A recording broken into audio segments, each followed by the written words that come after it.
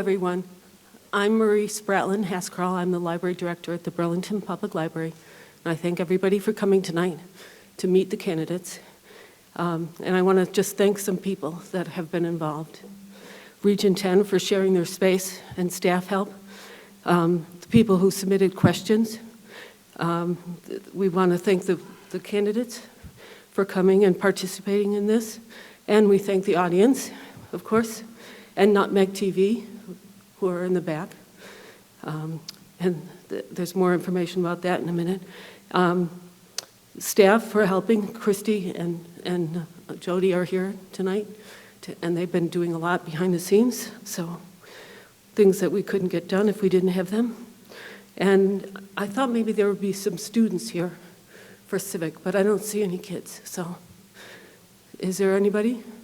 No, okay. Well, and James Jasicki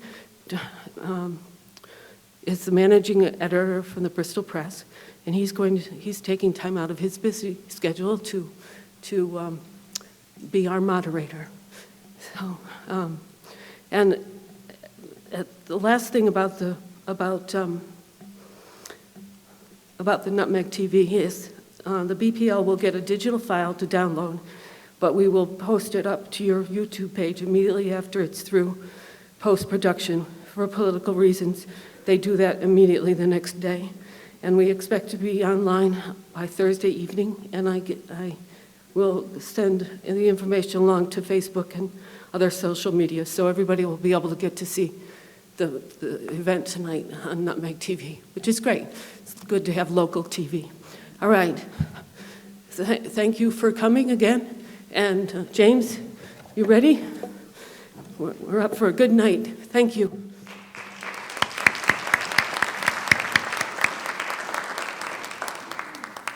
All right, everybody, how are you? I'm James.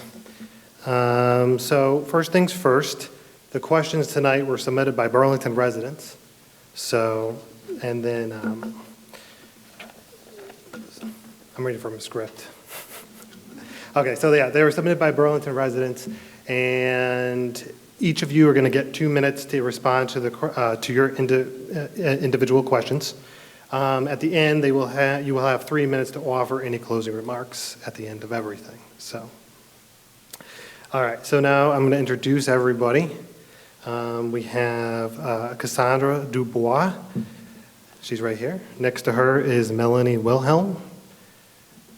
And then we have Rachel McFadden, Scott Savell, and then we have Zach Rankin. Rankin. There you go. All right. So, how are you guys feeling? Are you nervous? Are you excited? All right. Okay. All right, Cassandra, unfortunately you're first, which can be a little nerve-wracking, but here we go. Are you ready? Yes, may I take the mask off? You could take the mask off when you answer your questions. Yep. Okay. And we have the timer ready to set. Okay, so we're going to start. Okay. Region 10 makes up 75% of the tax burden. How will you control increasing expenditures while maintaining the level of excellence in education? Well, that's an excellent question. At the Board of Education level, I don't believe we would control 100% that decision without discussion first. And at the educator level, that's our most important cost, or burden, shall we say, but it's cost. And so I would propose that we switch around teachers to different tasks so that we don't have to cut any educators while lowering costs where we can. In areas that are not a need and maybe are an extra additive, if there are things we can do to lower costs there, that's where I would choose to apply any cuts. Nice. And she kept it under 2 minutes. Look at that. Wasn't even looking at the timer. Well, we didn't have to get awkward and I had to stop her or something. All right. Next question. Melanie, you ready? Yep. Okay. Region 10 students do not fare as well on student performance tests as do students in surrounding towns with similar demographics. Do you know why, and what measures do you think they need to be taken to improve these results? That's a good question, thank you. So I know from having been at Board of Education meetings and listening to the curriculum head that we are constantly evaluating the test scores and looking at how we do compare. I definitely think that there is room for improvement in how we are teaching the core items and the things that are on the tests. There are ways that we can teach that I think will help kids in the testing process, understand the testing process, and make sure that we are practicing with them and getting them to answer pre-tests and things like that in a way that will prepare them better for the actual testing, especially I think with things like at the high school level with PSATs and SATs. So I definitely think that that is something that we, as a board, should really continue to evaluate along with central office, the board, the curriculum head, and the superintendent. So that would be something that I think we need to continue to move forward on and really evaluate. Very good. Can you hear me now? Sorry. Is my microphone okay? Yeah. Just making sure. Okay.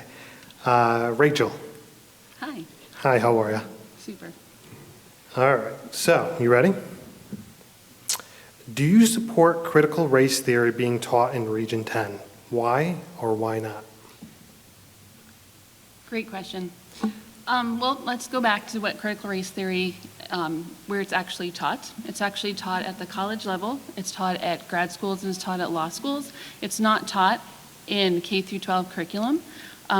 What is important, though, is for children to get the age-appropriate history and to get different views, different how an event in history has impacted different communities, and to learn from that and to grow from that. Thank you. Mm-hmm.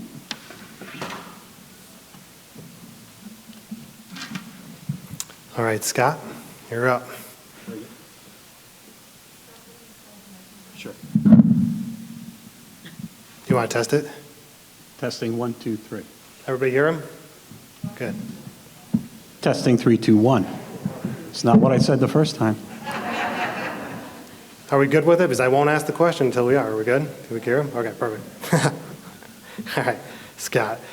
What is your stance on mask mandates? Do you support removing them from our district if that means losing state funds? That's a difficult question when it's posed that way, losing state funds. To be honest, I believe mask mandates are best as a parental choice. I see both sides of it. I believe it's up to each family to make their own risk assessment. I fall kind of right in the middle. But I believe it's best left up to parental choice.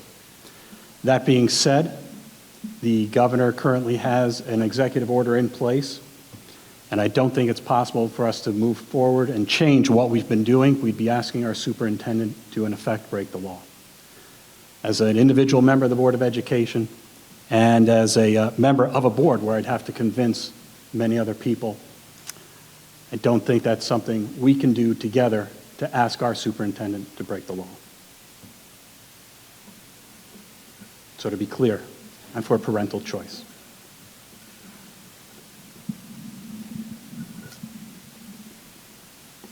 All right, Zach, you're up. All right, can you hear me? Okay. Zach, what is your stance on current COVID-19 vaccine mandates for teachers and staff, as well as for potential ones for students? Questions have been good tonight. So I'm personally for, parental choice for their students, an example of, the possibility of mandatory student vaccinations. For teachers and for administrators, I would also love to see, personally, medical freedom, but the governor has an executive order that, we have to abide by as Board of Ed members running state schools and as, you know, agents of the state is our technical term as Board of Education members. But if it is open to, if Governor Lamont does open it up to Board of Eds to make that decision, I'd be for parental choice for choosing with their student whether to get vaccinated, and also the same for teachers to have and administrators to have the, you know, medical freedom to make their own medical decision. Thank you. Now we're coming back to the beginning. Let me make sure everyone can hear me this time. Okay, I'm good now. You're good? Okay. Yeah, sorry about that. Okay, what motivates you to want to become a board member? Wow, I'm really blessed and happy to have had that question. What motivates me? Well, I have 3 beautiful girls, and I moved to Burlington because it is a beautiful place to raise a family. In the past 18 months, there are things that have happened that have been questionable, to say the least. And I'm the type of person where I'm not going to complain or be upset. I've written all 151 of our legislators ahead of the last vote for Lamont's extension of powers. I'm an avid researcher at night at all the news and stats and COVID protocol statistics, what other Board of Eds are doing. And for me, if I'm going to be complacent, I'm going to do something about it. So I chose to run because I want to advocate for not only my family, but all of yours.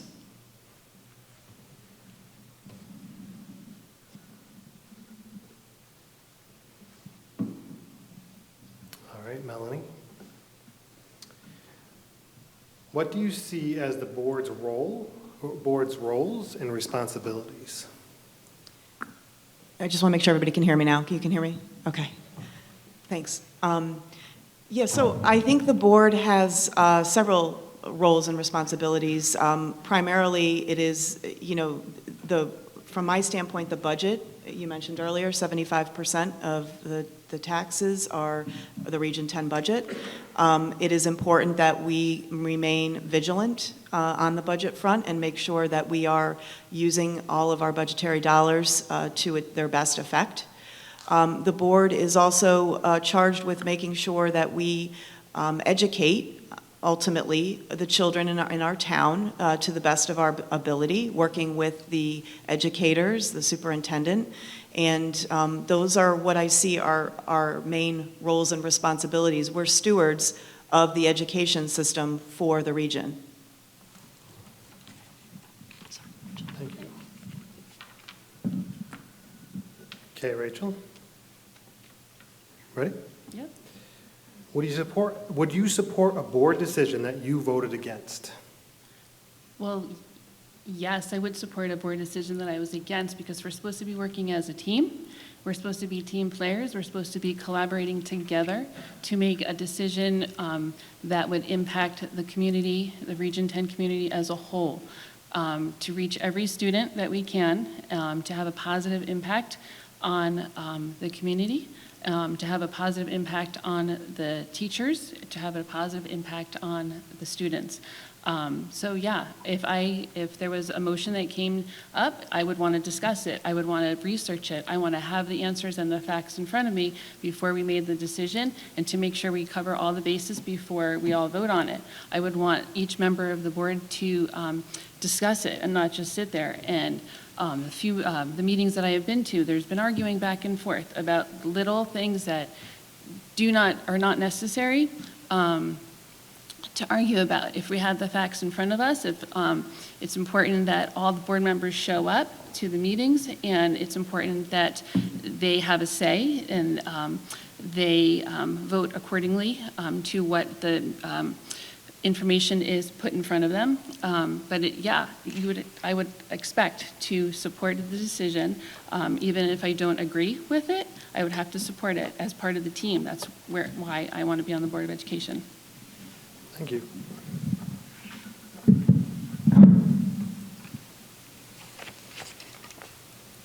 Scott. History shows that we have mistreated Native Americans, Japanese Americans, and people of color. Should our schools do a better job of teaching this history? I think we should always do the best job we can teaching history as a whole, and I would expect those those instances in our history to be taught comprehensively as part of greater American history. I think teaching of history should be balanced. It should be obviously the things that our country has done wrong, but in order to form a more perfect union, we've had to go through these things and work to correct our wrongs. The examples you gave, we have wrongs, but I think we've made great progress. And I think we should always teach in a way that when I say it's comprehensive, we could examine the full spectrum of the good, the bad, the ugly, and the great. And we should not ignore the great. We have made progress. And in teaching, we should not be divisive. We shouldn't divide students. We shouldn't divide students of different backgrounds against each other, looking at one as oppressor and one as oppressed, had they lived at a different time. We live in 2021.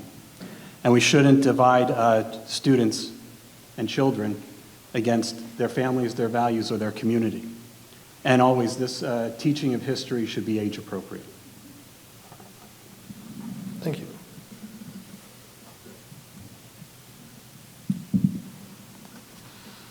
Zach. How can the board know if its goals are being accomplished and its policies carried out? So it's important that when we set a new policy or curriculum that we have metrics for within our original proposal for if those goals are being reasonably achieved. When they're being, drafted and we're discussing it with the curriculum director or the superintendent, that we also discuss not only our initiative, but those goals that we're looking for. And we would look towards, goals such as standardized testing, grades on PSATs or the SBAC, or just individual student performance in classroom. And then we would, if it was about new curriculum, we'd want to hear from the teachers that are teaching it firsthand and hear their feedback about how the students responded to it. So I think it's very important that we just have predetermined metrics that we're looking for, and then when the school year is over, we can reassess those metrics and say, hey, have we actually gotten as far as we wanted to with our original proposal? And then we can look back and adjust the curriculum or our original policy to reflect the feedback we got. Thank you.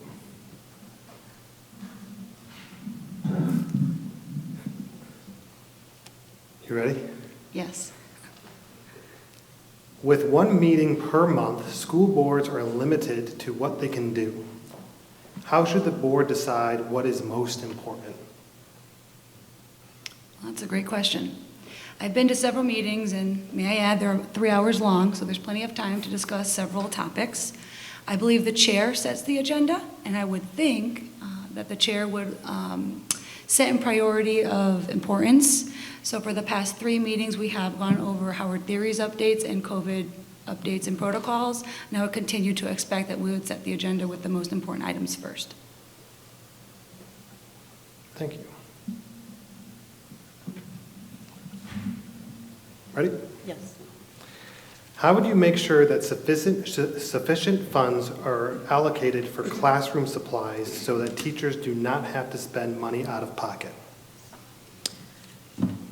Well, I would say that generally the school system does a very good job as far as teacher supplies go compared to other surrounding towns.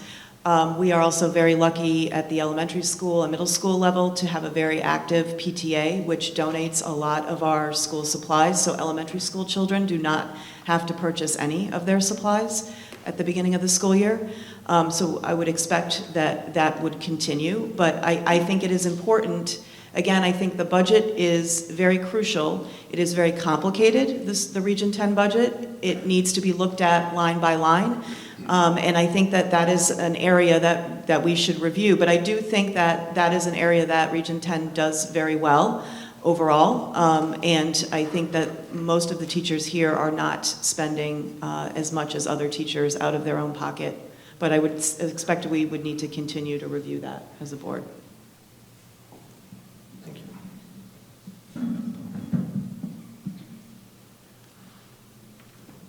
Ready? Yep. How would you handle a disruptive participant at a board meeting? Well, I've been going to Board of Ed meetings for a few years now. The first Board of meeting I ever went to was when my daughter was 5 and she's 20 now. Some of those board members are still on the board. So in my time of being in the audience, there are not many people who actually go to the Board of Ed meetings. One of my goals would be to try to increase participation with the community, with parents, with students, to come to the meetings just to see what the board is talking about. I am one of those people who post the agenda. I'm a community member and I post the agenda on social media. I encourage people to come to the meetings, to find out what is going on, to find out what the problems are if it's on the agenda, to discuss the successes when the students are there, where teachers are there to discuss what is going on. I find those meetings to be incredibly informational, and yeah, they are 3 hours long. Yeah, I stay for the meetings. I want to know how to help my own kids when they're going through something at school. But if there's a disruptive member that wants to speak up, well, he has every right to speak up. When is public participation? If that person, like it's happened a couple meetings ago, is disrupting the meeting, yeah, well, the superintendent has every right to say, you know what, quit it. Stop, you have public participation, that is your time to talk. Sign up if you want to talk. Say what you want to say, but it's a business meeting. The Board of Ed, it's a business meeting. They have to conduct their business according to their agenda. There's a time for the public to speak. It would be awesome if the public is sitting there and at the end of the meeting, there's another little spot for public questions. Thank you. Thank you. Thank you. Sure thing. She used her whole 2 minutes. You're welcome. Okay. Scott? Ready. What do you think is expected of you as a board member? A lot. I think the people expect us to do what's in the interest of every parent, student, and citizen of Burlington. And I emphasize the citizens. There's also people who don't have children in the school system who we must remember we represent. We spend their money too. They expect us to be well-versed on the material. A Board of Ed member must be studying the material before the meeting. Be as well-versed as you can on the material that will be at that meeting. You get it ahead of time on the agenda. You must be a communicator. Be ready to ask questions, answer questions out in public, but remember you speak for a board. The board speaks as one, I should say. You're just a cog in the board machine. And a board member really represents the people and represents the Region 10 school system. So the highest ethics and transparency and honesty when conducting business on behalf of the town. Thank you.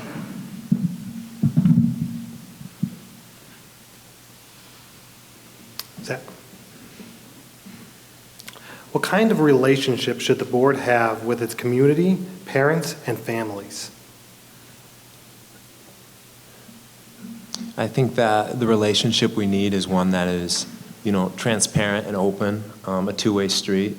It's a little difficult to do that during meetings.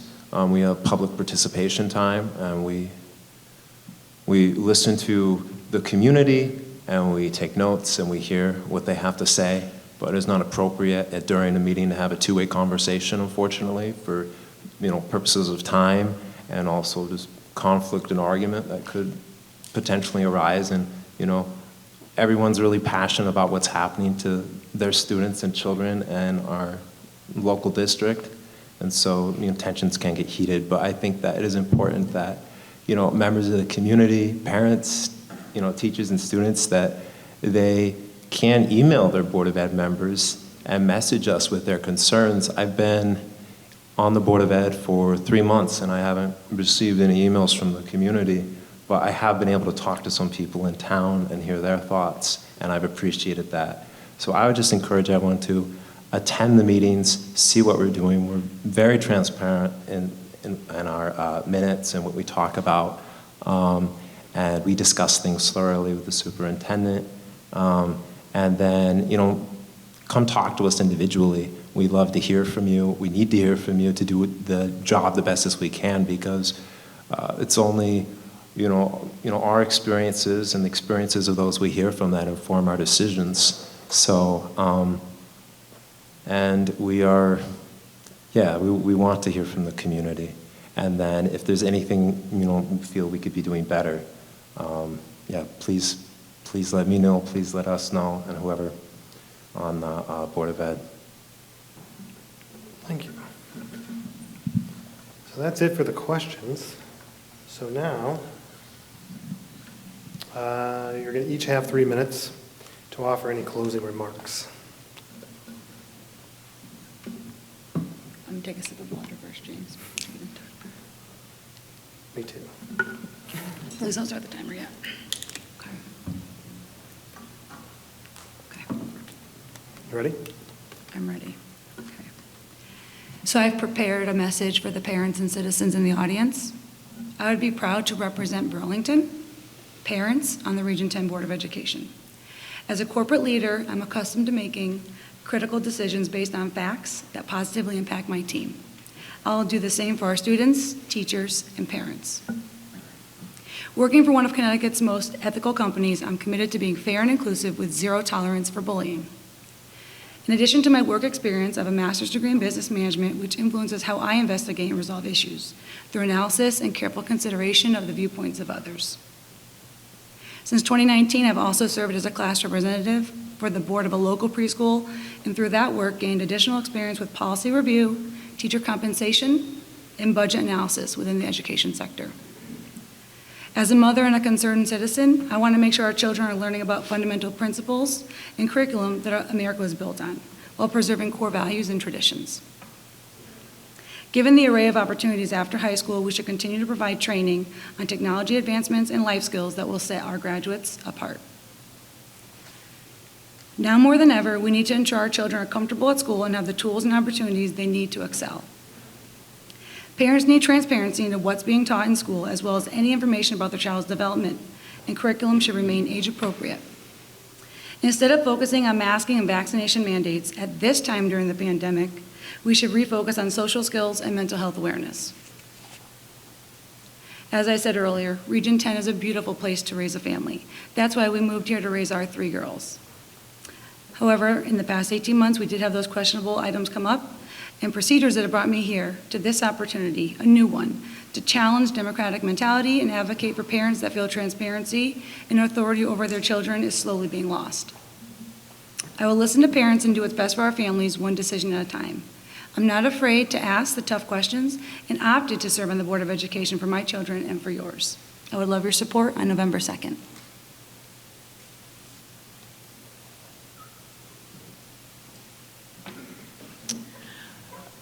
So I've been a Burlington resident for over 16 years. I am the Chief Compliance Officer for an insurance company. Ethics and compliance are very high priorities. It's what I do every day.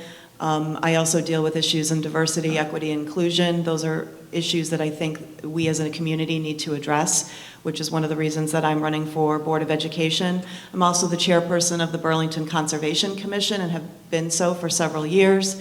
I'm very active in several other community volunteer activities like food share at the food pantry, and I've been past involved officer for the PTA at the elementary school level. you know, the Board of Education is facing a lot of critical issues right now, and one of those is transparency, something that's already been discussed here tonight. The community at large needs better transparency and view into what the Board of Education is doing. That doesn't just include parents in Region 10, that includes everybody who is paying their taxes and whose money we are spending, as Scott alluded to earlier. This is something that I take very seriously and is something that I think I can help manage. I manage a multi-million-dollar budget for my job. Budgeting, finance are things that I do very well. I'm also a multitasker. I'm team-oriented. I am a go-getter and somebody that can get things done. I do think that we have other challenges in the community. We've had several issues due to COVID. I don't think that those select issues speak to our community as a whole. I think those, in some ways, are microcosms of other issues and maybe not the full issue. So I think we need to continue to work together as a community. I think divisiveness is a real issue, and we need to address that. And as a Board of Education member, as again, others have talked about, we are a team. We are not going to be there on our individual agendas. We are going to have to work together as a team to represent this community, to educate our children, and to make a better community for everybody. And honestly, to keep our property values as high as they are. If the school system goes down, everybody's property values go down. So that's something we have to be really cognizant of as well. But I will be very devoted to the Board of Education. I too have been going to Board of Education meetings for several years consistently. So I think that is something that I really have the time and the desire to represent this community. And I hope you will all consider voting for me on November 2nd. So thank you very much.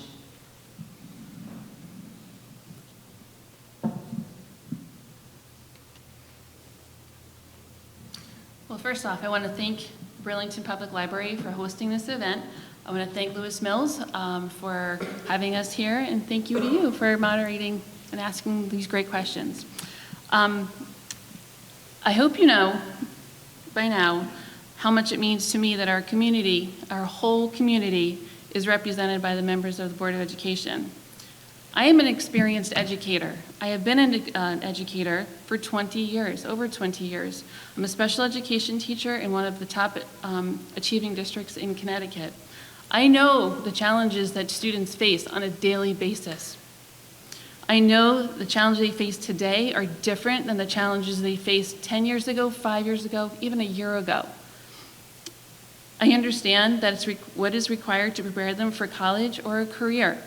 I also know what teachers are facing. I live it every day, and I have for over 20 years. I know the teacher's frustration. I know administration's frustrations. I know teachers' joy. I know administration's joy. I know diversity. My school that I work at, our families come from all over the world. We have families that speak over 19 different languages in my school. It is amazing. It's a great opportunity for the kids to learn about each other. So yes, I know diversity. I know how to work with diversity.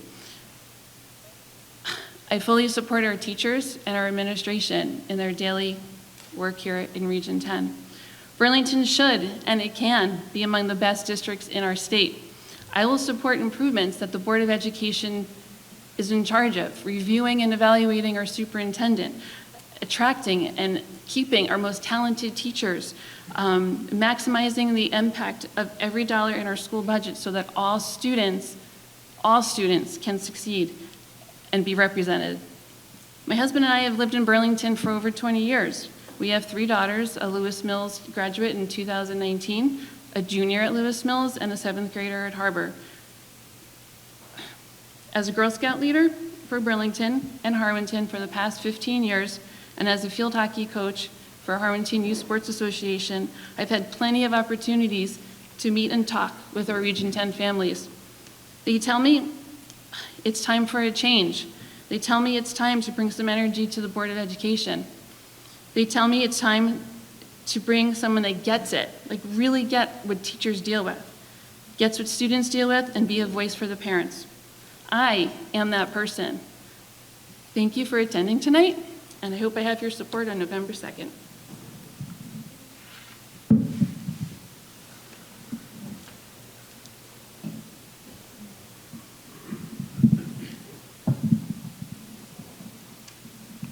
Well, it's an honor to be running for re-election to the Board of Education for Regional School District 10 representing Burlington.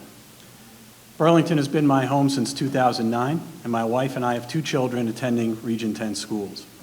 I grew up in Cheshire, and I attended Cheshire Public Schools. Pretty good school system and a great benchmark. I'm a retired Navy Chief Petty Officer. I served 23 years as a Naval Air Crewman. Over the course of my Navy service, I received numerous awards and commendations for leadership and military excellence, including Sailor of the Year. My college degree is in civil engineering, and I'm a certified construction manager with over 25 years of experience successfully managing multi-million-dollar infrastructure projects all over Connecticut. I have also served in various capacities from member to president on boards and committees associated with my church, homeowners association, a veterans association, and a museum over the past 20 years. I bring real-world life experience, education, and wisdom, which is essential to developing sound and enduring solutions for the diverse needs of Region 10. As a member of the Board of Education, I'm guided by my core values which align with both the mission of Regional School District 10 and with the broad majority of Burlington residents. My core values are honesty, commitment, and courage. Honesty. The honesty and integrity that has fostered respectful collaboration with all constituents of Region 10, including the teachers, the administrators, the superintendent, and the other members of the Board of Education, and above all, the students and families and the citizens of Burlington and Harwinton. Commitment. I am committed to excellence in education. I'm committed to supporting the values of Burlington citizens, and I'm committed to transparency and accountability in all that I do as a member of the Board of Education. Courage. The courage to address difficult subjects head-on and make objective, sound decisions aimed to benefit all Region 10 residents and families. My wife and I were drawn to Burlington by its natural beauty, its peacefulness, the warmth of neighbors, and above all, the excellent reputation of Region 10 schools. I pledge my commitment in these challenging times to see that such excellence is preserved, promoted, and endures. Thank you all for coming tonight. Thank you for your thoughtful questions. And I thank you for your support as I ask for your vote on November 2nd.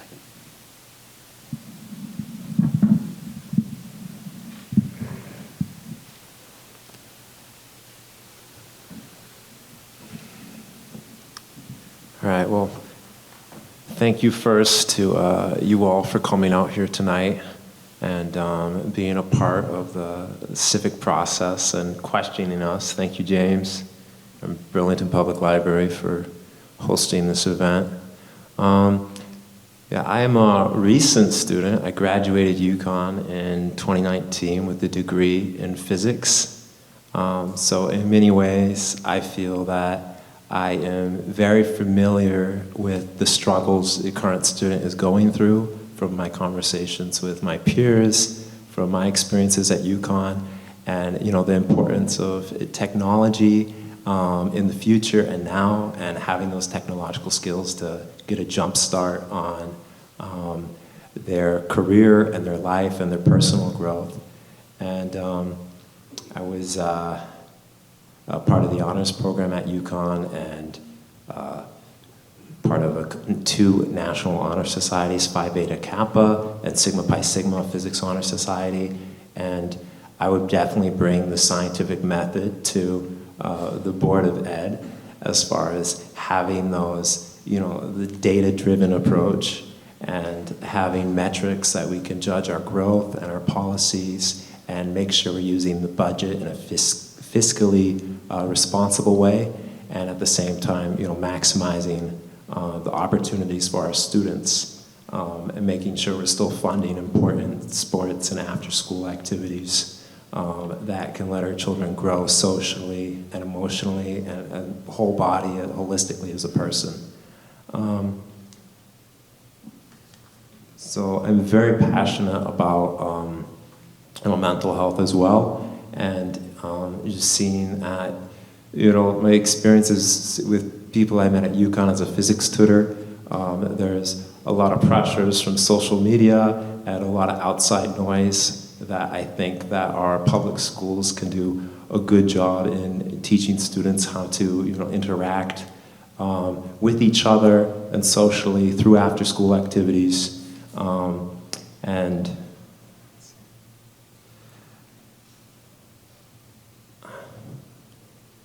sorry.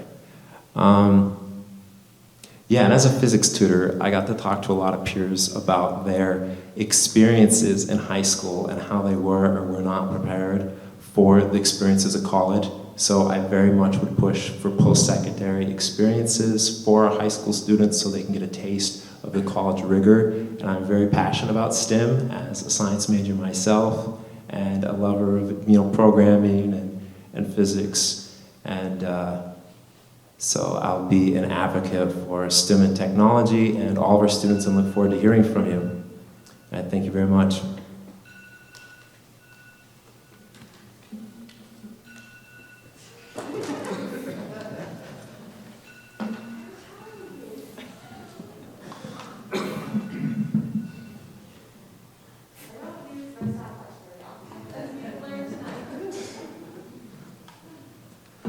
Okay, that's it.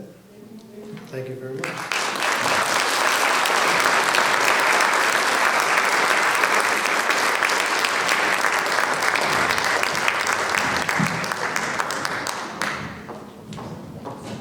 So we'll do the first selectman in 5 minutes.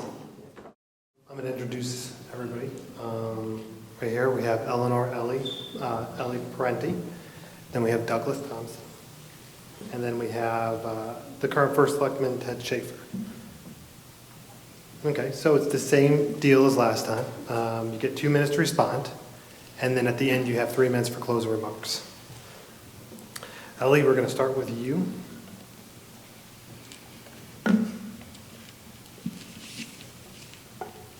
Okay, here we go. Apart from the option to have residents register for emergency alerts from Town Hall, what is your plan to communicate to all residents about town events, alerts, and warnings? Good question. Most of you probably know we do have the alerts on the website, and I think we should encourage more people to sign up for those alerts. And not only be alerts, but notifications of different things that are going on. So you should be able to sign up for both.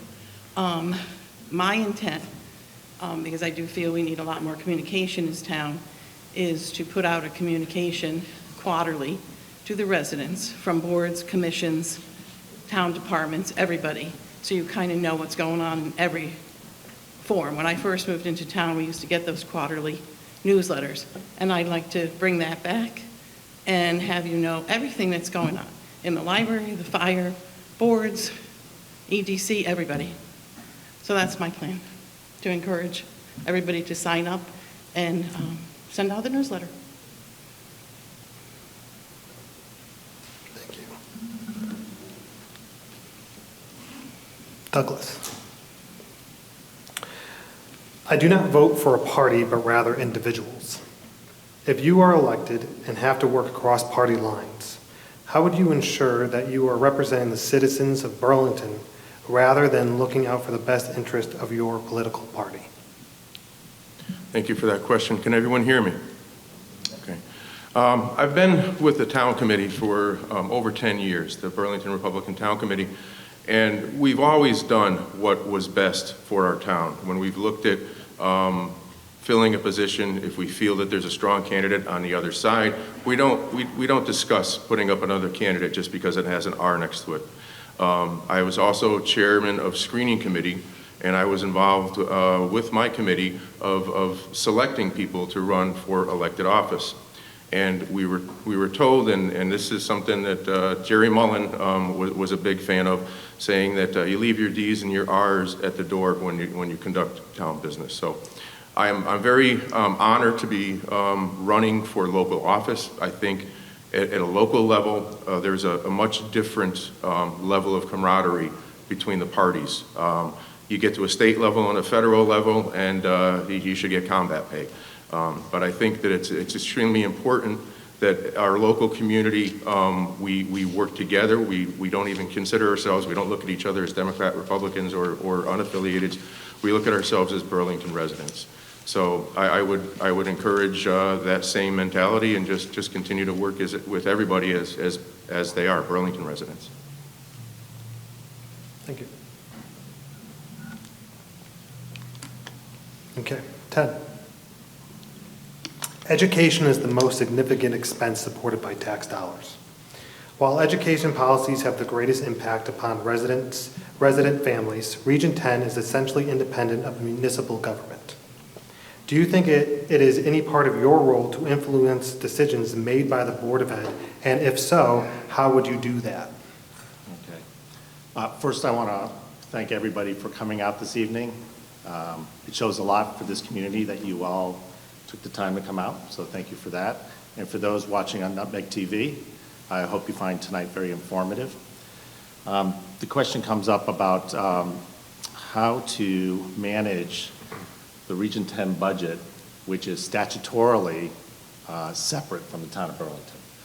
So the steps that I've taken over the last 10 years as first selectman is to build a collaborative relationship with the superintendent, the board members, the head of the board, and also the finance folks on both sides, Board of Ed side and the town side, and bring them together for conversations, both early on before the budget starts and during the budget process. So some of the things I've been able to accomplish is coming together at certain points during the year. For example, we've talked about the surplus. So Region 10, they run their programs and their initiatives, and with efficiency, they have surplus. And I also invite in the Harwinton First Selectman, and we've had success. We've had success in working out appropriate deals where money can come back to the taxpayers. So I think we should try to, as a First Selectman, you should continue to try to work on those collaborative efforts. Thank you. Ellie? During the pandemic shutdown, 2 women organized a cash mob to support local businesses. Many attribute this to those businesses surviving. Can you name the 2 women, and as First Selectman, how would you ensure that they and the people like them are recognized for their community work? Sure. It's Mrs. Rivard and Mrs. Tunn. They were very instrumental in getting the cash, that having people shop at different businesses in 1 week. I think they helped tremendously. In my old job as social services, I would be right with them. In the time of COVID, that is when people need help the most, and that's when you should be there to help them. And definitely, they should have been recognized. And it's never too late if the board wants to recognize them, never too late. I think the girls did a great job. The businesses told residents they did a great job. I think it helped them a lot. And that's something I'm a big promoter of, as I did social services, food pantry, mobile share, food and fuel bank for years. So I commend them. I think it was a fantastic thing for Burlington and the small businesses. Thank you. Douglas, tell me about your experience being a government on, let me repeat that. Tell me about your experience being on governmental boards or committees in Burlington or any other town. I don't have a lot of experience being on governmental boards, but I've attended quite a few meetings. I've been, as I mentioned, with the Burlington Republican Town Committee for more than 10 years. And again, as screening chair, I was responsible for, with my committee, finding candidates and bringing candidates for these committees. So I'm very familiar with how the committees function. I attend meetings of importance with the town. I spoke when we were talking about all-day kindergarten, and I mostly spoke about transparency over that process.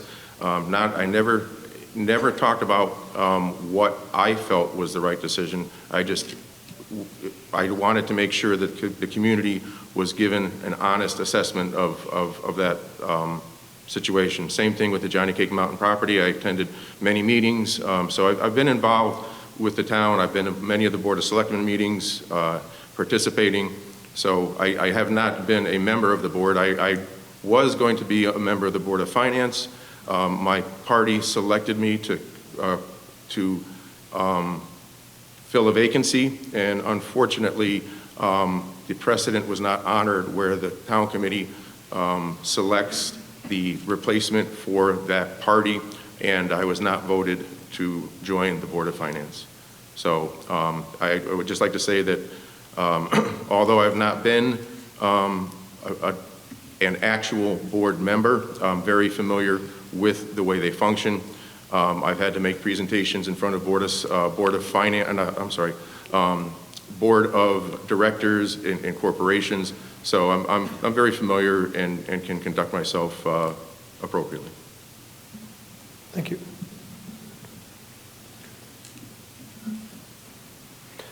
Ted, what is your plan to control escalating cost while maintaining the level of services to the residents of Burlington? Well, I think the role of a first selectman is to present during the budget season,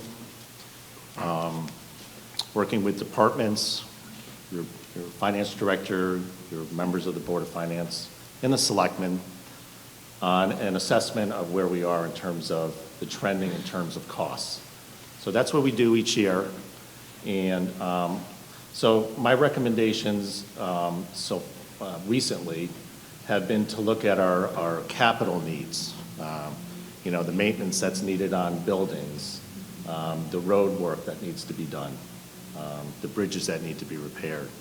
Because for years, there's been very good work by all those folks in my office in terms of looking at each department and the efficiencies of each department.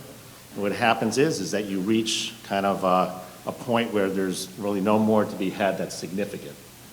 You can always look, and we have very good department heads, very good employees, and so looking at the capital projects, you look to see how can you defray the cost of those.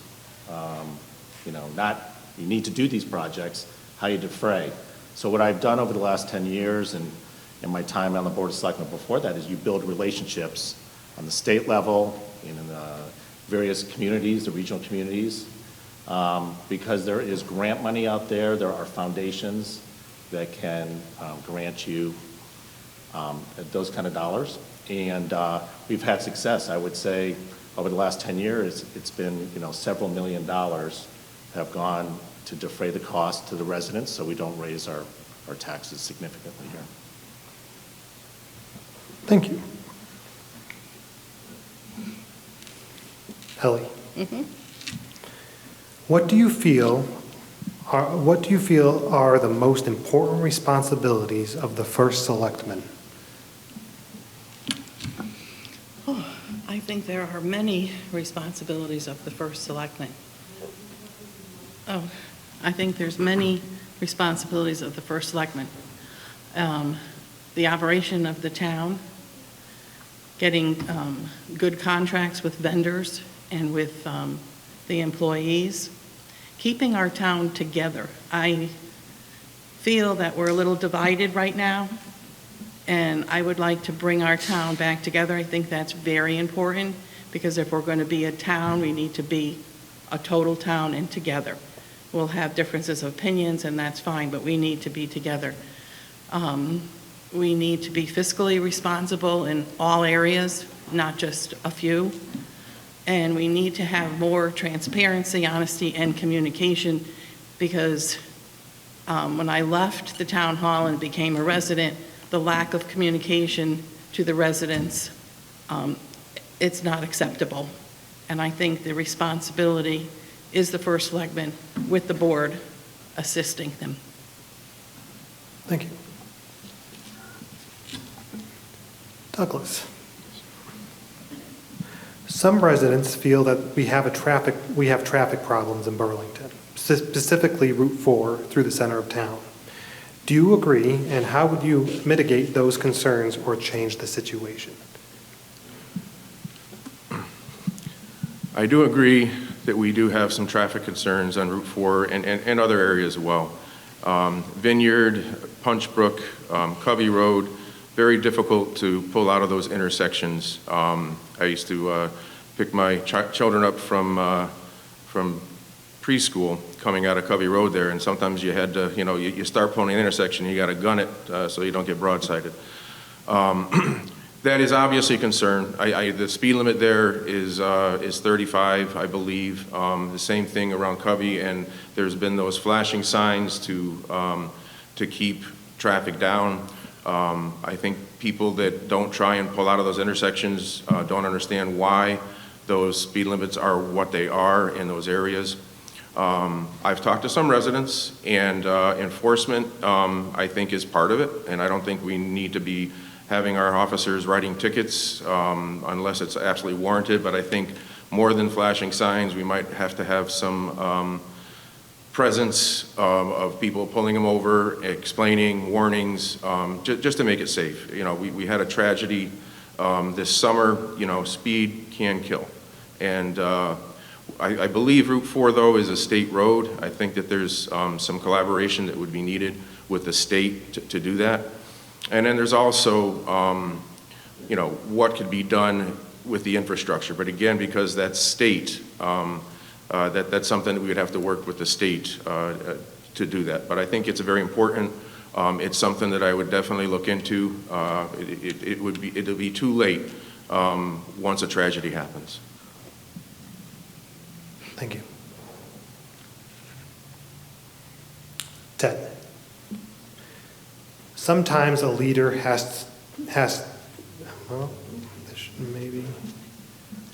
Sometimes a leader has to go against their personal beliefs for the good of the group.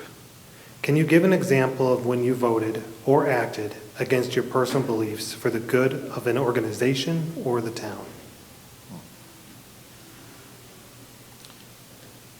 The example that I could think of is most recently we had a challenge between Region 10 and the town of Burlington. So for years, the town of Burlington has taken on the responsibility of project graduation. That's when the seniors have finally gotten their diplomas and the school turns them over. It's that legal turnover, and now they're residents of the town of Burlington, but there's this big celebration that starts late into the evening and goes late into the morning. So this past year, there was a lot of challenges in terms of how, and that's a two-town effort between Harwinton and Burlington. So those are town staff trying to manage that. So there seemed to be not quite seeing eye to eye in terms of how long the program should take because of COVID concerns. There's been some past accidents with sleepy students going not quite making it home, but not a fatality, but a student, or students. So I was asked to come in and help try to mediate those, and that's often what a first selectman does. So it was challenging because I had the experiences of my own children. I have 3 children that went through were in the Region 10 school system. I've been to many, many project graduations. So I've seen the different sides of this. But feelings were very strong by the parents. The timing issue was that issue. I had strong feelings about this probably was a good year to kind of shorten the evening and have all the students come home safely, but the parents really wanted to celebrate what the children had. So there was that mediation, and sometimes my personal beliefs, I have to put them aside for the greater good. Thank you. Thank you. Ellie, why are you seeking to be elected for this position? I'm seeking to be your first selectman because I've worked for the town for 25 years. I've seen everything that could have, I've seen everything, is that better? I've been with the town for 25 years. I've gone through the good and the bad with everything. There's not much that will come up. I know I can make a difference in projects that are coming up. I'm a very go-getter. I am not reactive. I'm more proactive for the residents of Burlington. There's concerns coming up in future years that I think I have the knowledge of making sound decisions and helping residents in Burlington and giving back my invested 25 years back to all of you with the experience that I've developed in 25 years. And it's immensely. Between Director of Finance, Social Services, senior citizens, I have seen every demographic in town, and I think I can help every demographic in town and control the budget and the town day-to-day functions. Thank you. Douglas. If the governor gave you the power to decide, would you mandate masks in schools in Burlington, and what is your position based on?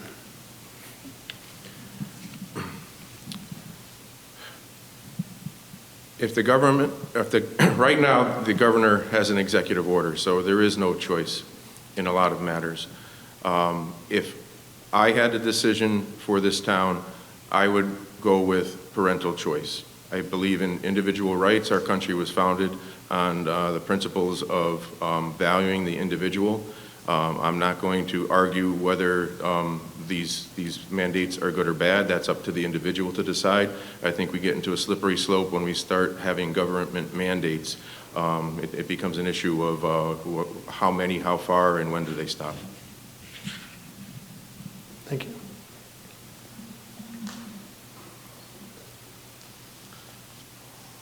Ted, in your tenure as first selectman, what are the 2 accomplishments you are most proud of?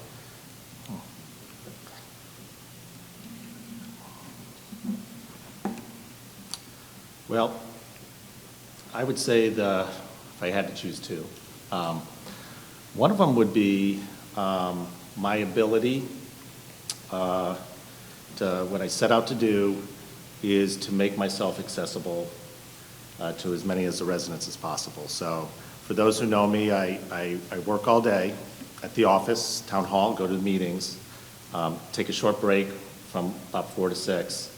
But then I try to get out as many evenings as I can to community meetings, the board and commission meetings there at town hall, just to listen in and listen to the residents and listen to the volunteers. So I've been happy with that accomplished. I think I've done that. And, even on the weekends, I'll go to see the sporting events, and I'll go to the community activities that are going on down at the Grange, things like that. So I think a lot of folks have seen me out there. And that gives me the opportunity to listen to folks in terms of what their issues or concerns are, or just to say hello so they feel connected. Because the other thing that I feel good about is I feel that even with all the growth we've had here in town, it still feels like a small town. And I think we all appreciate that. So those are the things that I try to think about each day. How can we still have those small town values and initiatives and balance the, the community growth with the conservation efforts, balance that off. We've purchased open space. There's been a lot of support for the Land Trust and the Conservation Commission and all the different groups. So I think that balance is important. So those are the 2 things. Thank you.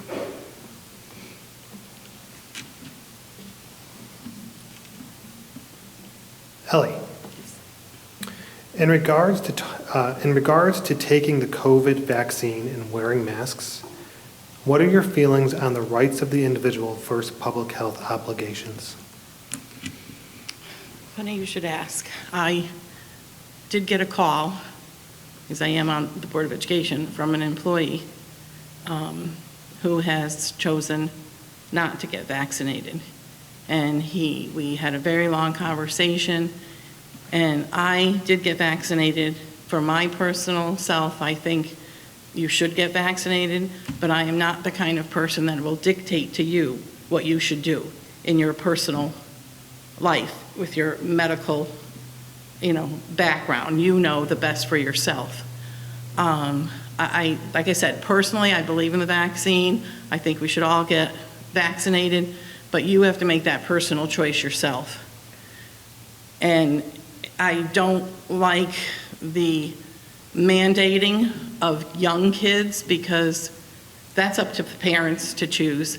We're still unaware of what that vaccine is going to do to young kids. So it's very much, I think, a parental and your personal opinion on whether you should get vaccinated or not. I think you should think of the community in large and, whether you can help by getting that vaccine or not, but at least wear your mask if you're not going to. Thank you.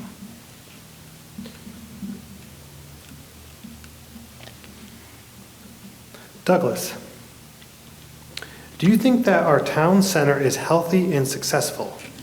If not, what would you do to change that?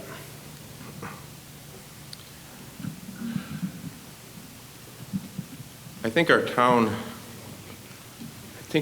center is somewhat like Wigville. It hasn't changed an awful lot. And I know that there's a lot of competing opinions as to what should be done there. And I think that it's important to listen to the community to see how people want that to be developed. And one of the things that I've been out talking to a lot of people since March, and some of the ideas that people have discussed have been great. So some of the things that I'm going to talk about are not necessarily my ideas, some are. But one of the things that somebody talked about was developing a 10-year plan. And I think that has to be part of the 10-year plan. First, we need to start with what do residents want. I think I might have some ideas, but I want to hear from residents first. I know there's been a lot of surveys. Sometimes surveys get done and nothing really comes forth from them. But this would be an honest attempt to say, Burlington residents, what do you want in your community? What's the importance of safety? What kind of amenities do you like? What kind of development would you like to see? Where would you like that development to be? So I think it's very important that all that is thought of carefully before we make any decisions or we try to push any type of development in that area. And ultimately, it's up to private residents and businesses to make that development.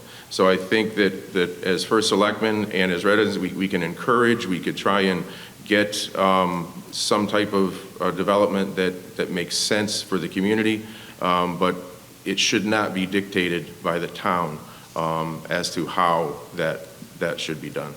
We should be a partner in that decision. Thank you.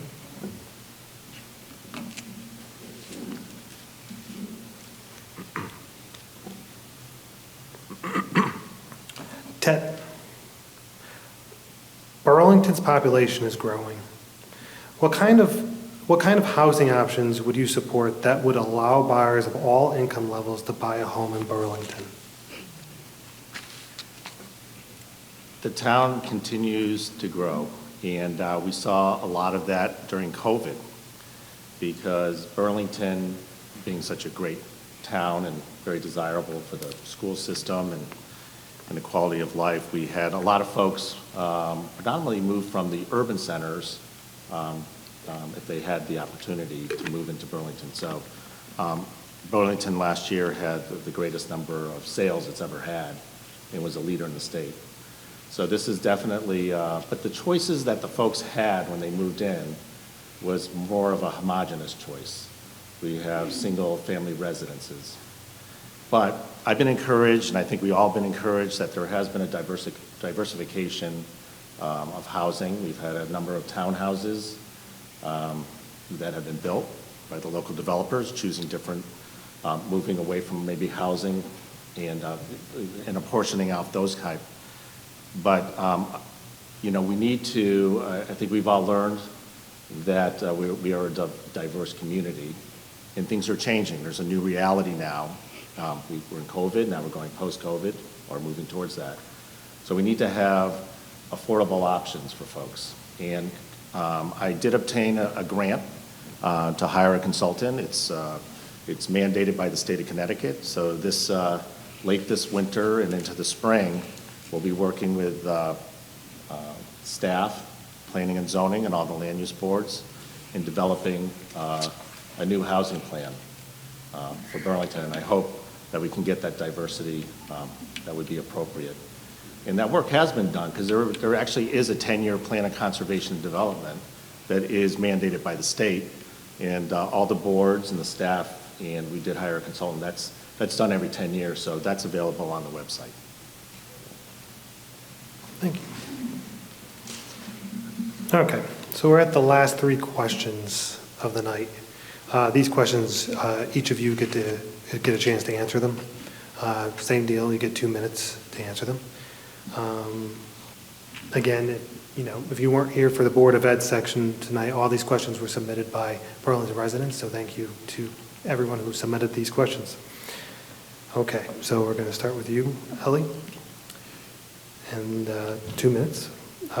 What would your plans be for development on Library Lane that would increase the town's tax base while maintaining our small town charm? Oh, okay. We had a commission or committee back in 2012, and there were some beautiful pictures drawn of the Library Lane. I think they might have had it at Tavern Day. It was gorgeous. But I do believe there's, a gentleman going in with a small business right now.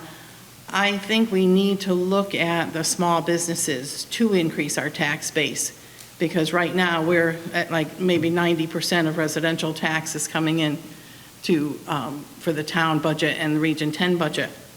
I would like to see Library Lane stay with a rural look, not a big box store, not anything that's going to be outplaced from Burlington, having it somehow match like we did with the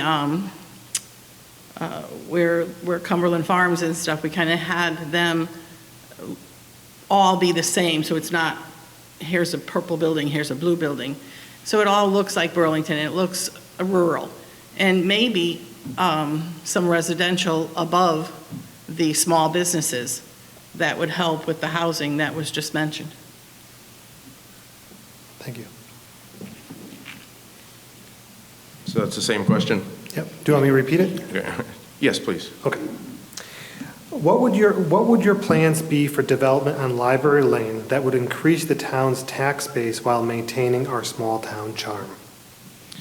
I think that carries or dovetails with my other comment from the other question. I believe that it's up to private industry to determine what is going to work there and what's going to be suitable. I don't believe that, I know there's been a lot of studies, I know there's a commission that's looking at this. I think we need to encourage industry entrepreneurs to come forth with their ideas. And also, get a feel from the residents, from all of you, as to what you like. I'm fairly certain nobody wants a super Walmart there.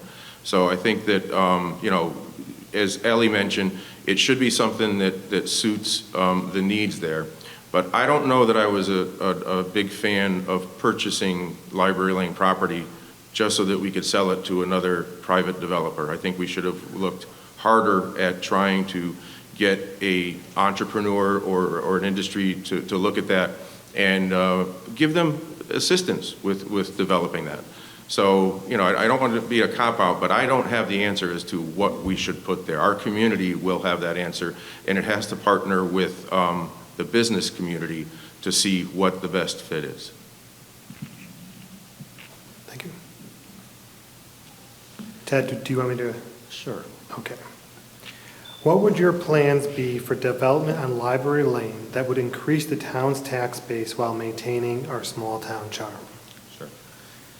Well, this is an initiative that I've been involved with since I moved to town 23 years ago.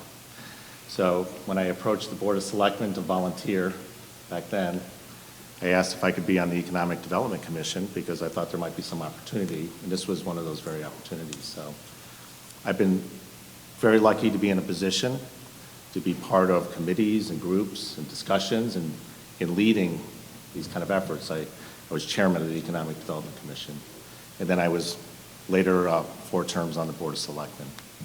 So, and when I became first selectman, we, as Ellie had mentioned, there's a Village Center Development Group that brought together the stakeholders, the private owners, the business community, interested residents, and plans were developed. And out of that, some really good things. That was a public-private partnership, and I think that's the winning formula to get to where we would like to be. I think the government needs to be involved to some degree, not taking over, but working in concert with the business community and the developers. The developers, they're asked to take a big risk, in terms of the dollars spent, and also, any tenants. We're about to have a commercial building or 2 put in. And, the developer, the landowner, through those years, was making best efforts. It was not easy. We went through difficult economic times. But before the sale took place, that developer was able to get a tenant in. So, as first selectman, I can let you know that since the town purchased this, there's been a fresh look at the library, and I've had approaches by developers and construction companies and business folks, and some good things are happening in the town center. I think it's coming along, and I think we can achieve the balance between lowering the taxes with a commercial tax base increase.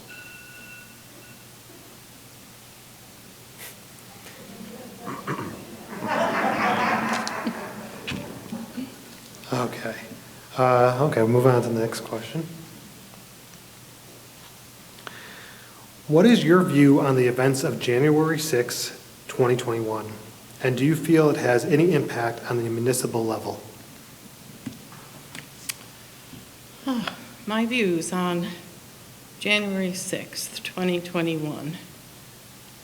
Everybody is entitled to their opinion. And the people that were there and wanted to have they had reasons to be there. When it went into the Capitol and it became violent, that's when I didn't like it. Everyone has the right of their opinions, and if you want to protest or have something in front of the Capitol, that's fine. But when it went violent and people lost their lives and people got injured, that's then a different story. I don't think it had that much of an impact on local government. Was that the second part of the?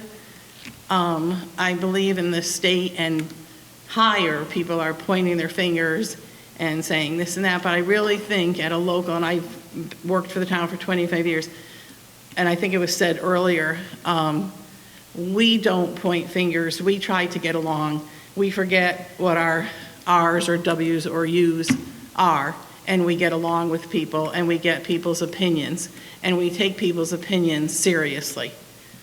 And so I really don't think it had much of a local impact, and like I said, I didn't like the people getting injured or dying from the violence that occurred, but the reasons they had reasons that they thought were good, and they had every right to protest.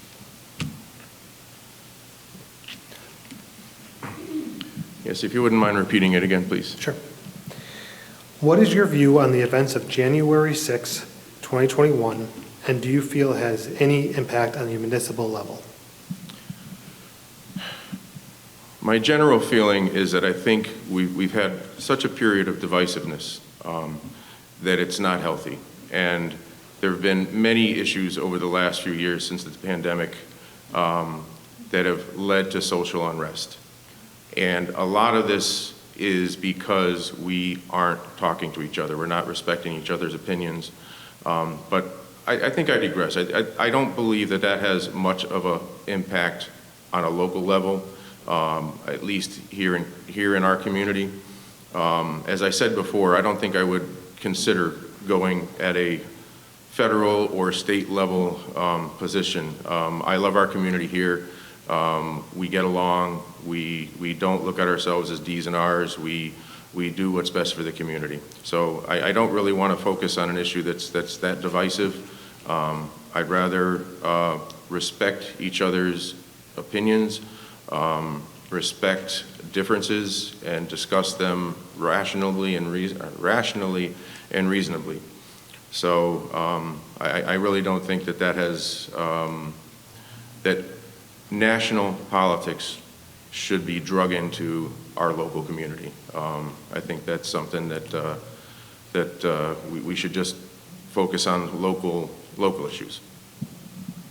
Thank you. I would say my perspective is different than the other folks here up on the stage. I'm really encouraged by the optimistic tone that there should be the separation and that we should not let it sink down to the lower level. But what I've seen over the last 20 years is that we live in a society that is it's interactive. It affects folks what's happening on the national level and on the state level, and it certainly comes down to the local level. And so where I've seen these type of things are just in local meetings that I go to when folks come to my office or I'm talking to them on the street. I think it's at that particular event and other events that have happened on the federal level and state level have created a lot of anxiety in folks. And combined with COVID, I think that folks are really trying to sort out how they feel about things, and sometimes it's really difficult. There's a need to try to cope with that. And that's what I try to help people with that. Folks that know me, I tend to be, just on that level of just listening and trying to help people through the issues that they're working on. So I sit on the Bristol-Burlington Health District. Burlington gets a seat, and they're going to be hiring mental health experts to not only help in the schools, but there's a lot of help in the schools right now, but also help in the community, and to try to create that kind of holistic approach to trying to help people through the difficult times we've had. So I think there's more to recognize. These are mental health issues, and I think it's important that we continue to talk about it and try to address it for the whole community. Thank you. All right, on to the last question of the night. And then after this question, you get your 3 minutes. So, Ellie, what are the top issues confronting residents in Burlington, and what are your plans to address those concerns? Top issues in Burlington, I believe one would be our taxes. They're raised every year, not a lot, but they are raised every year, and there is some residents in town that have a hard time with the taxes. I believe there is issues of social services. As I said, I worked with social services for 25 years, and a lot of people think there is no one in need in Burlington. And we have quite a few people in need in Burlington. That's something that we need to get a hold of, and we need to help people. As Ted mentioned, the emotional, we get a lot of calls of depression in Burlington, a lot of residents. I think we need to engage in someone that could be, like Wheeler Clinic, that could have that mobile the mobile help van that comes to houses. So if someone is called, they're not put on hold for an hour at 211. I think there's issues in the school district. I mean, I as much as I was on the Board of Ed, there are some yays and nays with the Board of Ed, and I think that needs to be addressed, and I think the communication in town needs to be advanced. Our transparency and our communication in town is not what it should be to the residents. And I hate going first all the time. Thank you, Ellie. Okay. I've been out in the community for several months talking to a lot of people, and I agree with Ellie. Transparency is one of the biggest issues. Simple things like not knowing what meetings are there. I've gone to the town website, gone to the calendar, tried to get on meetings from some charter review to whatever it is. And it's difficult to find where those meetings are. Furthermore, it's very hard for individuals to get to these meetings. We've all got, many of us have families, or commitments, jobs, and to attend a meeting is difficult. I think that we need to do more and COVID did do one good thing. It brought Zoom and the ability to bring meetings to our homes. I think that needs to continue. I know the town has bought some equipment, but that needs to be done quickly and encouraged. Nutmeg TV is also willing to televise some of our meetings. So better transparency about when the meetings are occurring, finding them on the website, getting information out to the community, doing mailers. That's one thing. The other things, Ellie, you went first, but taxes is another thing. 2018, my taxes went up just as everybody else's did, about 8.1%. We had an increase in our evaluations of our homes, and we also had an increase in the mill rate. Most communities, when they increase the level of your homes, they decrease the mill rate. So I think that there's a general feeling out there that the taxpayers really aren't considered strongly. So transparency, taxpayers, and not directly affected with the board of the first selectman is education. And it's good to see that we've got a lot of good candidates running for Board of Ed. We need to encourage them.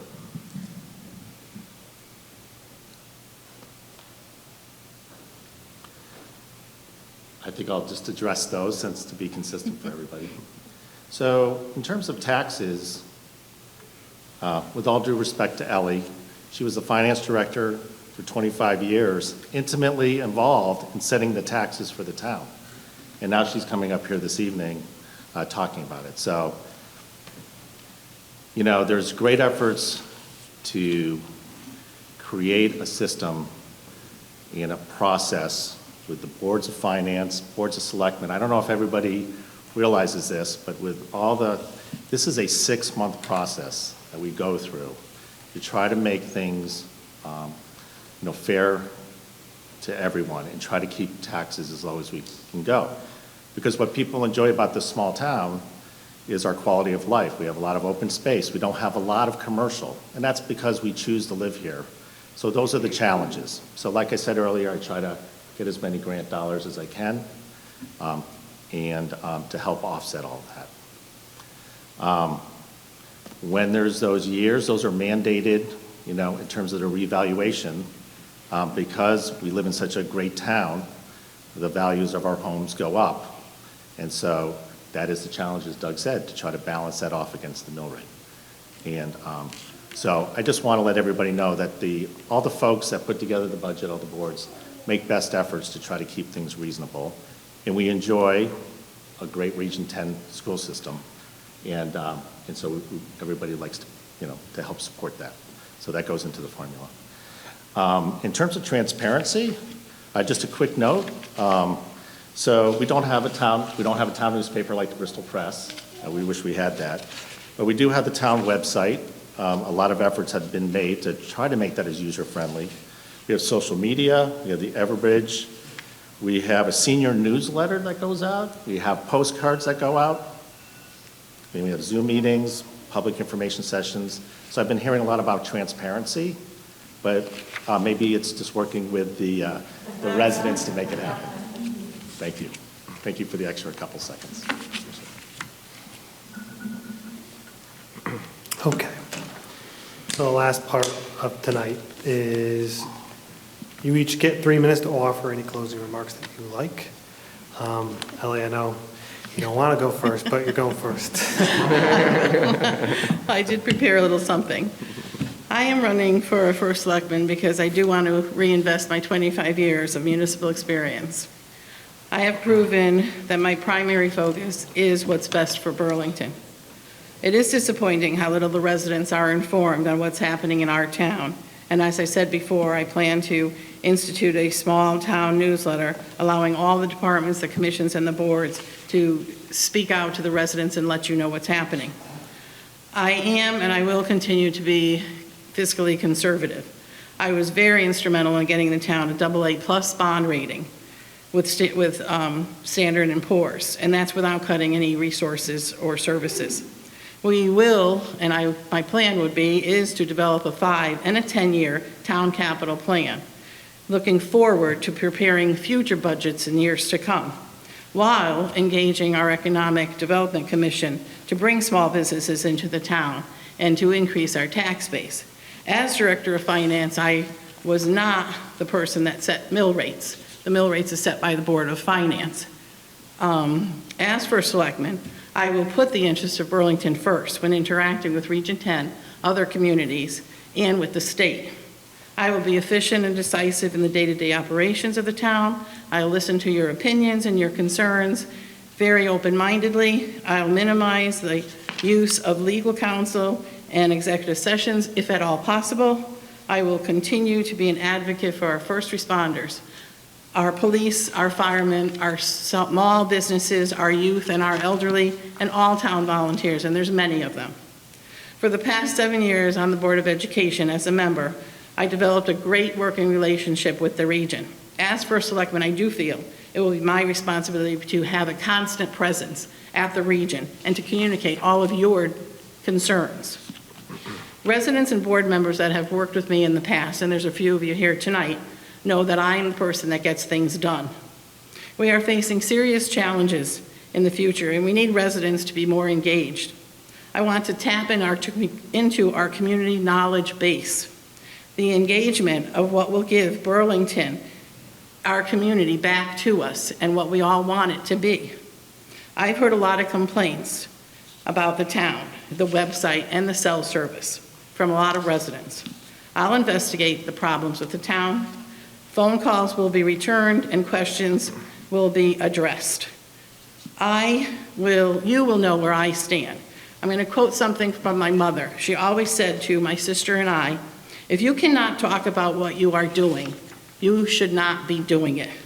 So it's time to vote for the most qualified candidate, the person with a lot of municipal experience to take the town through future changes, make the serious decisions. After 35 years of living in Burlington and 25 years serving in the town, I'm passionate about Burlington. I hope I have your support. I'm on line 1C as an unaffiliated, and thank you all for coming tonight, and the library, and Nutmeg, and James.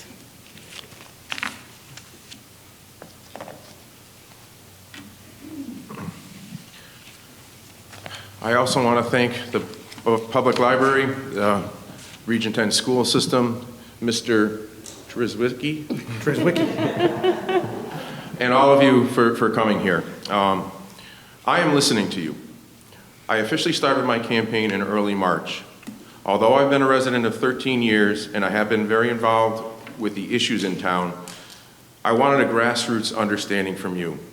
In early March, I officially started my campaign. I started talking to business leaders, civic leaders, town employees, and residents. In mid-July, we changed gears. We started knocking on doors, talking to as many residents as we can. That continues today, and we want to continue to hear from you, and I wanted to introduce myself as a candidate for First Selectman. With the interaction that I've had with some of my volunteers, including my wife, Kelly, I've developed a platform with 3 main planks. Those planks are general manager of the town, advocate for local governance, and an ambassador to residents and the business community. Our town has grown in the last 20 to 30 years. The needs of our town have evolved. Some of you have asked if it is time to consider a town manager. This is something that should be considered, but I have extensive experience improving organizations and developing people. I have the experience to be an effective town manager. I have had many people tell me they do not want to see Burlington become Farmington or West Hartford. Residents like our charm. Our state is attempting to force regionalization on us, control our zoning, and develop and interfere and reduce funding to our schools. The second plank is to be an advocate for local governance. I've received endorsements from 3 state representatives, partly for my involvement in advocating for local control. As an ambassador to residents, I will provide citizens with the opportunity to participate or listen to meetings from home. I will improve the town website and make sure meetings and events are put on the calendar. Perform mailings, have town halls 2 to 4 times a year. Invite state representatives and civic organizations to interact with residents and move the meetings around, Lake Garda, maybe the Grange in Wigville. And the civic organizations can talk about some of the mental health issues. The state representatives can discuss what's happening at the Capitol for us residents. I've spoken to a number of businesses that have stated that getting businesses started was challenging due to paperwork. I understand that rules need to be followed and safety is important, but I will work towards helping businesses navigate the process. Our family loves Burlington, and I want to contribute to our rural, caring, community-oriented town. Thank you, and please vote for Douglas K. Thompson. Honesty, transparency, and leadership.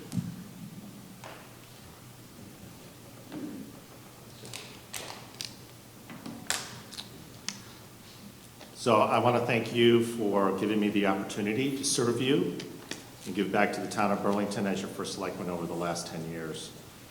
I appreciate your trust in me. I've utilized my professional experiences and skills, extensive educational background, collaborative style, relationship building, and visionary approach to make our great small town even better. To meet the challenges of COVID-19 pandemic, I have successfully marshaled public health resources. Several vaccination clinics were held at the town hall and around the community for our residents of all ages, with a special focus on the 65 and older population. Town hall operations were modified and expanded to meet your changing needs.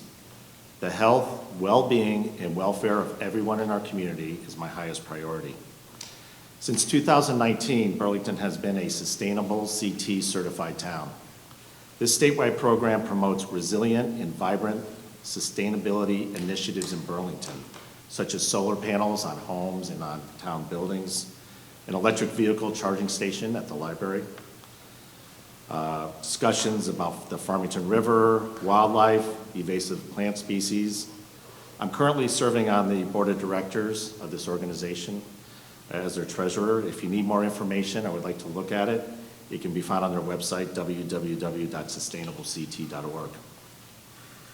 Through my relationships at the regional and state level and foundations, the town has received several $1 million in grants to offset costs of bridge replacement, road repairs, and municipal building structure modernization projects, and mitigate taxpayer annual obligations. With new grants in the pipeline, there are plans for upgrading the main fire station for our volunteer firefighters, town hall, and the historical tavern. We are currently finishing plans for a new emergency management operations center at town hall and a new cellular service tower to respond to the residents' requests for better service. We will continue to use this grant money in the pipeline to continue repairs and replacement of our bridges and roads. There are many more that we need to take care of. There has been an important focus on the quality of life for our older residents. This is something that I've been trying to focus on during the 10 years. The senior center has been renovated at Town Hall. Tax relief has been expanded. Several COVID-19 vaccination clinics at the Town Hall were organized early on in the pandemic. Fire, police, ambulance service has been continuously ramped up to provide the most prompt medical response. Senior Dial-A-Ride is available as well as our food pantry through generous resident contributions. Let's keep our strong town on a steady course. Your vote for me on Election Day, November 2nd, would be very much appreciated. Thank you. Thank you, everyone. That's it. Thank you for having me.